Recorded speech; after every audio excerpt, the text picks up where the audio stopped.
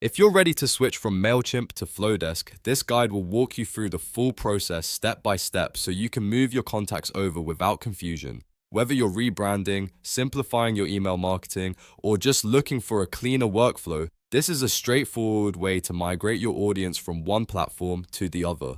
And before we jump in, if this tutorial helps you out, go ahead and hit like and subscribe so you don't miss more easy software guides like this. Alright, let's get started. First, go to Mailchimp and sign into your account. Once you're inside Mailchimp, click on Audience. This is where all of your subscriber contacts are stored, and it's the section you'll use to export everything you need. After that, look for the option to export all contacts. Clicking this will prepare your audience data so you can bring it into Flodesk.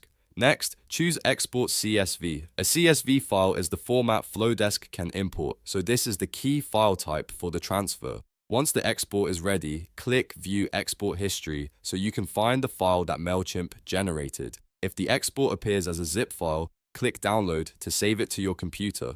At this point, you've successfully pulled your contacts out of Mailchimp and you're ready to move over to Flodesk. Now open Flodesk and go to the Flodesk dashboard.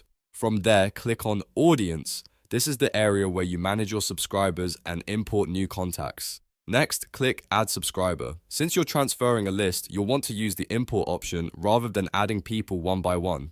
After that, click Upload CSV. This tells Flodesk that you want to bring in a contacts file from your computer. Then click or drag to upload your CSV file. Select the file you exported from Mailchimp, then open it so Flodesk can start reading the data. Once the file is uploaded, Flodesk will ask you to map your fields.